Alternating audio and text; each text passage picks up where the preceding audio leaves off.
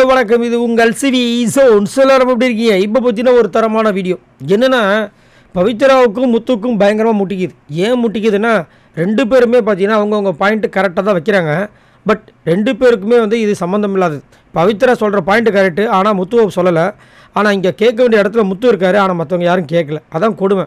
அதே மாதிரி இந்த டாப் 8 விஷாலையும் தர்ஷிகாவையும் சேர்த்ததுக்கு போய் பவித்ரா சேர்த்துனா கூட ஒரு உருப்படியாக இருந்திருக்கும். இல்லைனா விஷாலுக்கு பதில் பவித்ரா சேர்த்துனா கூட ஒரு உருப்படியாக இருந்திருக்கும்.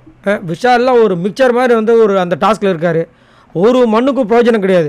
நானும் பார்க்குற ஏதாவது பண்ணுவார் அந்த டாஸ்கில். எல்லாம் வெறி கொண்டு காத்துக்கிட்டு இருக்காங்க.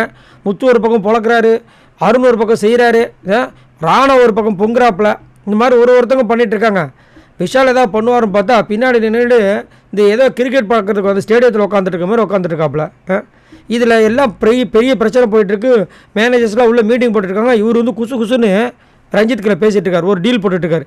நான் தான் அடுத்த பஸ்ஸில் இங்கே வந்துடுவேன், நீங்கள் இங்கேருந்து யாரையும் அமுச்சு விட்ருங்க அப்படின்னு. என்னையா நடக்குது? சரியான ஒரு பச்சோந்தியாக இருப்பார் போல இருக்குது. இவருக்கு சகுனின் பேர், பச்சோந்தின் பேர், இல்லைன்னா பச்சோந்தி சகுனின்னு பேர் வைக்கணும். சரி, இங்கே பவித்ரா என்ன சொல்கிறாங்கன்னா, அவங்க அதாவது பேசுன்னு சொல்கிறீங்க. பேசுகிறத கேட்குற இடத்துல பேசலாம். நான் கேட்க மாட்டான்னு சொல்கிற இடத்துல நான் என்னத்தை பேசுகிறது? என்ன பேசி பிரயோஜனம் இருக்குது? அவங்கவுங்க ஒரு மைண்ட் செட்டில் நீங்கள் இருக்கீங்க. அப்புறம் எதுக்கு என்ன பேசுன்னு சொல்கிறீங்க அப்படின்னா, முத்து ஏங்க போட்டி போட்டதாங்க ஜெயிக்க முடியும், பேசி போட்டு ஜெயிங்க அப்படின்னா, பவித்ரா போட்டி போடுற இடத்துக்கு நீங்கள் முதல்ல நிறுத்தலையங்க என்னன்றாங்க. அந்த டாப் 8 நீ நிறுத்தவே இல்லையா, அப்புறம் எப்படி போட்டி போட முடியும்? அப்போ முத்து ஏங்க நீங்கள் சொல்கிறது எல்லாத்தையும் ஒத்துக்கணும்னு நினைக்கிறீங்களா அப்படின்னும் போது, ஒத்துக்கணும்னு சொல்லலைங்க. அப்புறம் என்னங்க உங்களுக்கு அப்படின்னா, என்னை ஏன் வேலிடேட் பண்ண மாட்டீங்க, அதுதானே விஷயம்.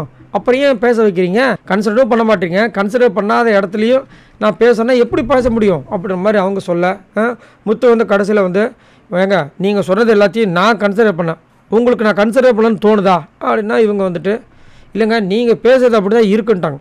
ஆனால் உண்மையிலே நடந்தது பார்த்தீங்கன்னா, இவர் கரெக்டாக தான் பேசணும். ஆக்சுவலாக எல்லாருமே பேசவே முதல் வாய்ப்பே வேணான்ட்டாங்க. இவர் சொன்னதுக்கப்புறம் தான் எல்லாருமே பேசவே ஆரம்பித்தாங்க. இந்த கொடுமை எங்கே போய் சொல்கிறது இந்த மாதிரி இருந்துச்சு.